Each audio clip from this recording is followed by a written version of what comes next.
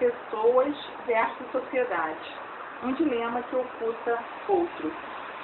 Quando alguém tenta explicar o que são estes nomes e o que eles misturam, educação, escola, ensino, a fala que o explica pode pender para um lado ou para outro de uma velha discussão. Uma discussão ontem quente, hoje em dia inútil, a não ser quando serve para revelar o que se esconde por detrás de pensar a educação desta maneira ou daquela. De acordo com as ideias de alguns filósofos e educadores, a educação é um meio pelo qual o homem, a pessoa, o ser humano, o indivíduo, a criança e etc., desenvolve potencialidades biopsíquicas inatas, mas que não atingiram a sua perfeição, o seu amadurecimento, o seu desenvolvimento e etc. Sem a aprendizagem realizada através da educação, pode até ser que haja formas próprias de autoeducação, mas é de suas práticas interativas, interpessoais, coletivas, que se está falando quando se escreve um livro sobre filosofia da educação, por exemplo. Assim como a própria sociedade é um corpo coletivo formado da individualidade das pessoas que a compõem, e assim como o seu fim é a felicidade de seus membros, a quem todas as suas instituições devem servir. Assim também a educação, como ideia, a definição, a filosofia, deve ser pensada em nome da pessoa e como instituição, a escola, o sistema pedagógico ou como a prática, o ato de educar. Deve ser realizada como um serviço coletivo que se presta a cada indivíduo, para que ele obtenha dela tudo o que precisa para se desenvolver individualmente. Muitas vezes, entre os que pensam assim, a dimensão subjetiva da educação é ressaltada e, não raro, toma conta de todo o espaço em que o seu processo está sendo pensado. Não importa considerar sob que condições sociais e através de que recursos e procedimentos externos a pessoa aprende, mas apenas a pensar o ato de aprender do ponto de vista do que acontece do educando para dentro. A educação não é mais do que o desenvolvimento consciente e livre das faculdades inatas do homem. A educação é o processo externo da adaptação superior do ser humano, física e mentalmente desenvolvido, livre e consciente. A Deus, tal como se manifesta no meio intelectual, emocional e volitivo do homem. Irmã Orsi.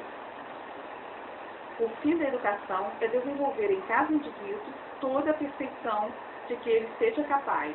Kant. É toda a espécie de formação que surge da influência espiritual. Krieschick.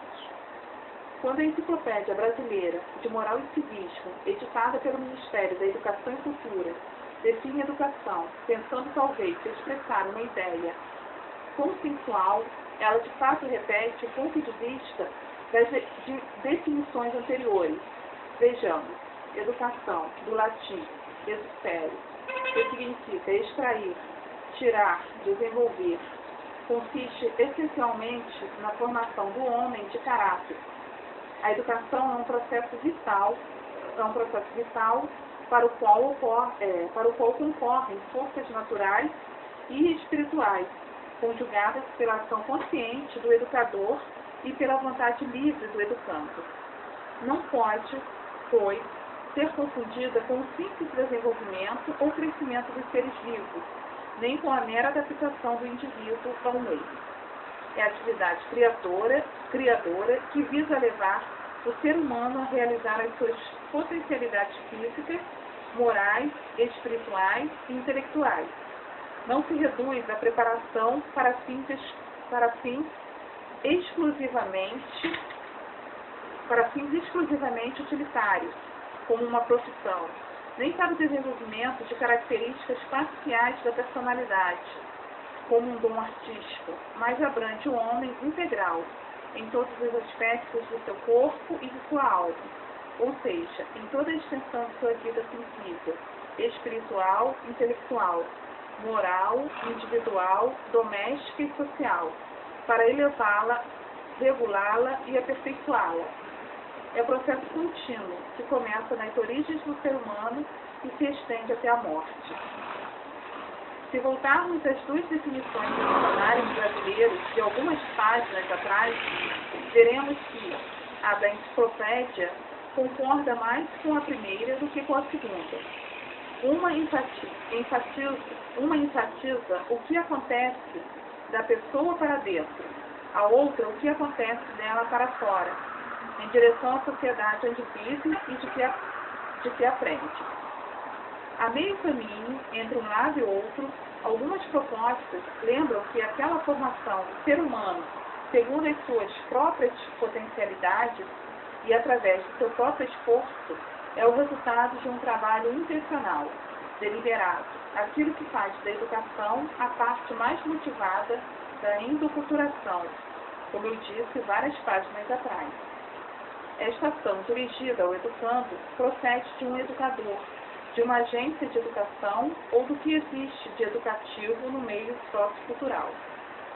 Educação é um sentido de valorização individual e organização variável em extensão e profundidade para cada indivíduo e processado pelas riquezas culturais.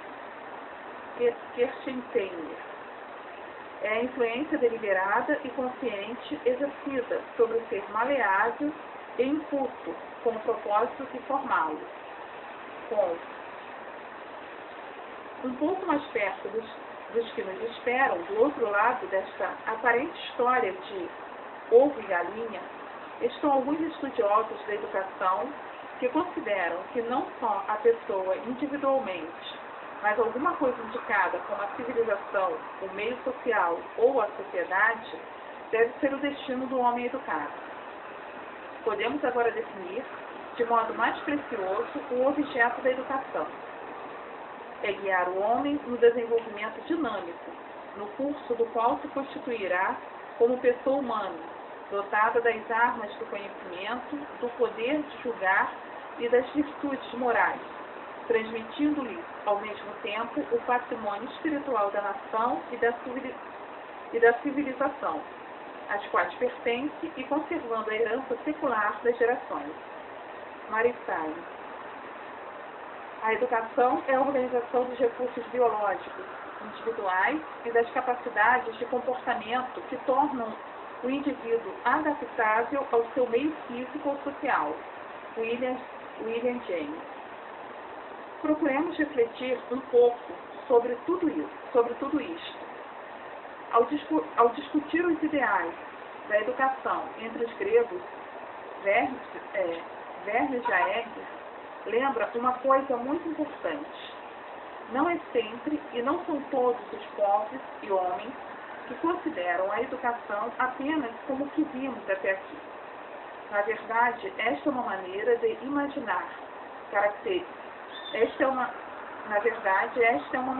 imaginar característica da nobreza de todos os povos em que ela existiu, em todos os tempos. É próprio de elites separadas do trabalho produtivo, ou dos intelectuais que pensam o mundo por elas e para elas. Propor como educação a formação da personalidade humana através do conselho sistemático e da direção espiritual. Esta crítica, do mesmo modo como algumas feitas nos primeiros capítulos, aqui procura separar o que a educação é, de fato, do que as pessoas dizem dela. Jaeger não entra no mérito da veracidade de algumas ideias sobre a educação. Afinal, quem poderia negar que a educação deve servir ao homem, deve servir para educá-lo, torná-lo melhor, desenvolver nele tudo o que tem e tudo a que tem direito? Quero insistir em que, muitas vezes, o que se critica em quem apresenta a educação, tal como ela apareceu até aqui, não é o que foi dito, mas o que ficou oculto. Ou porque quem disse não sabe de onde vem a educação, o que ela é, em cada mundo real e o que faz. ou porque quem diz sabe, mas explica a educação justamente para negar a sua origem, os seus mecanismos e os seus usos. Como é possível compreender alguma coisa que se passa entre relações sociais de categorias de homens que educam, transmitindo de uns a outros crenças e valores sociais que servem tanto a igualar quanto a diferenciar as pessoas de acordo com projetos de usos do saber situados fora dos sonhos do educador, sem pensá-lo dentro dos mundos reais, onde acontecem as trocas também reais entre os homens, verdadeiros homens de carne e osso, situados de um lado e do outro da educação? Na verdade, quem descobriu que na prática o fim da educação são os interesses da sociedade ou de grupos sociais determinados, através do saber que forma a consciência que pensa o mundo e qualifica o trabalho do homem educado? Não foram filósofos do passado ou cientistas sociais de hoje. Esta é a maneira natural dos povos primitivos, com quem estivemos até há pouco. Tratarem a educação de suas crianças, mesmo quando eles não sabem explicar isto, com teorias, mesmo quando eles não sabem explicar isto com teorias complicadas. Os índios e os camponeses realizam, no modo como ensinam, o que é importante para alguém aprender. A consciência de que o saber que se transmita de um no outro deve servir de algum modo a todos. Mas o que o Ernst Jaeger diz é que, justamente nas formações sociais mais desenvolvidas, onde por sobre o trabalho de muitos aparece a elite dominante de uns poucos, surge com o tempo a ideia de uma educação que deve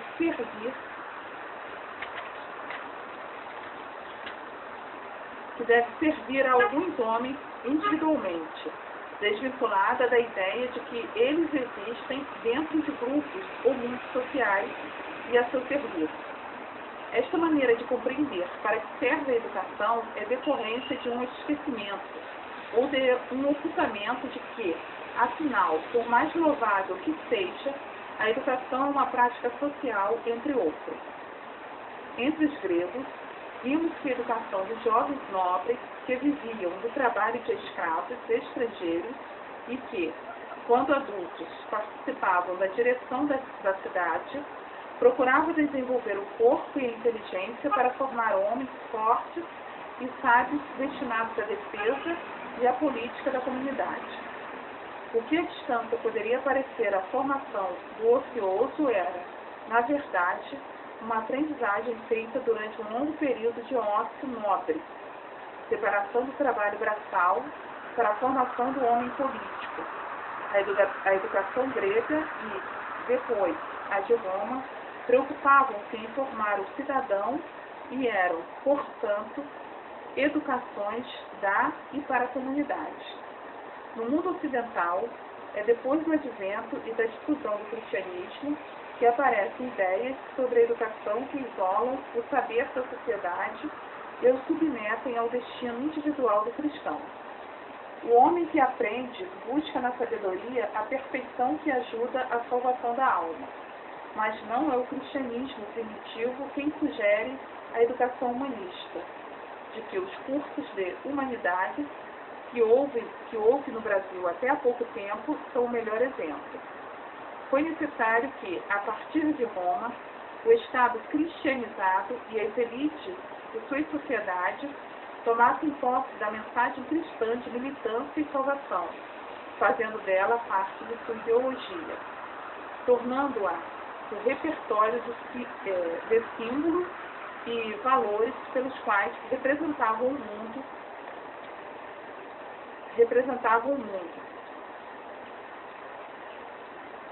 Foi necessário que, a partir de Roma, o Estado cristianizado e as elites de sua sociedade tomassem posse de mensagem cristã de militância e salvação, fazendo dela parte de sua ideologia, tornando-a repertório de símbolos e valores pelos quais representavam o mundo, representavam-se nele e, assim, legitimavam com as palavras originalmente dirigidas a pobres e deserdados, a sua posição de domínio econômico e de hegemonia política sobre eles.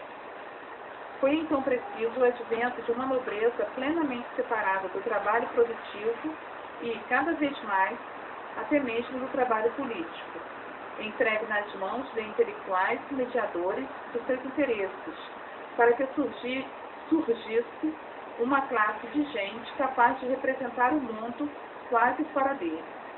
Esta elite ociosa e seus intelectuais sacerdotes, filósofos e artistas puderam imaginar como puras a vida, a arte, a ciência e até mesmo a educação. Ela começa a representar realmente alguma coisa, pensa, faz pensar, constrói sistemas de pensamento, sem representar coisa alguma de real, sem conseguir explicar mais para si própria e para as outras classes o que são de fato os homens, o mundo e as relações concretas entre o mundo e os homens. Ora, é a partir deste universo de ideias puras que a educação, afinal, é pensada como o exercício do educador sobre a alma do educando, com o propósito de purificá-la do mal que existe na ignorância do saber que produz a salvação.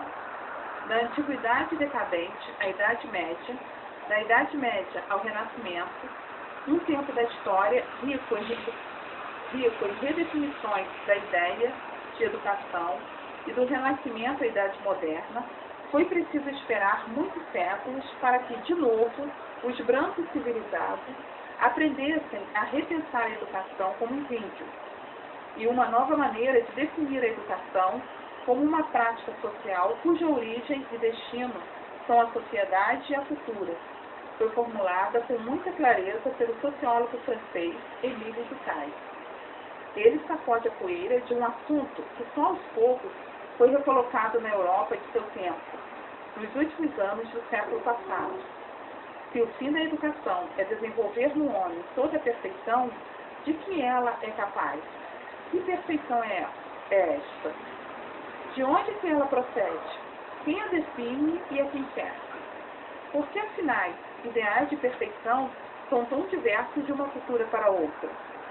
É falso imaginar uma educação que não parte da vida real, da vida tal como existe e do homem tal como ele é. É falso pretender que a educação trabalhe o corpo e a inteligência de sujeitos soltos, desancorados de seu contexto social na cabeça do filósofo e do educador, e que os aperfeiçoe para si próprios, desenvolvendo neles o saber de valores e qualidades humanas tão igualmente universais que apenas existem como imaginação em toda parte e não existem como realidade, como vida concreta, como trabalho produtivo, como compromisso, como relações sociais, em parte alguma. O que existe de fato são exigências sociais de formação de tipos concretos de pessoas na e para a sociedade. São, portanto, modos próprios de educar. Por isso, diferentes de uma cultura para outra, necessários à vida e à reprodução da ordem de cada tipo de sociedade em cada momento da sua história. Não se trata de dizer que a educação tem, também, de modo abstrato e muito amplo, um compromisso com a cultura, com a civilização, ou com ela tem um vago fim social. O que ocorre é que ela é inevitavelmente uma prática social que, por meio da inculcação de tipos de saber, reproduz tipos de sujeitos sociais. A educação é a ação exercida pelas gerações adultas sobre as gerações que não se encontram ainda preparadas para a vida social. Tem por objetivo suscitar e desenvolver na criança certo número de estados físicos, intelectuais e morais, reclamados pela sociedade política no seu conjunto e pelo meio espacial a que a criança particularmente se destina, Durkheim. Entre muitas outras, esta é uma maneira sociológica de compreender a educação. Depois de Durkheim, que por sua vez aprendeu isso com outros cientistas anteriores e, quem sabe, com com alguns índios. Inúmeros sociólogos, antropólogos, filósofos e educadores começaram a formular pontos de vista semelhantes. Não é que eles tivessem a proposta de uma nova educação, menos abstrata e desancorada do que a educação humanista, que criticavam. O que eles buscaram fazer foi esclarecer mais e mais como a sociedade e a cultura são e funcionam na realidade, como, portanto, a educação existe dentro delas e funciona sob a determinação de exigências, princípios e controles sociais. No próximo vídeo, Sociedade contra Estado, Classe e Educação. Muito obrigada pela atenção.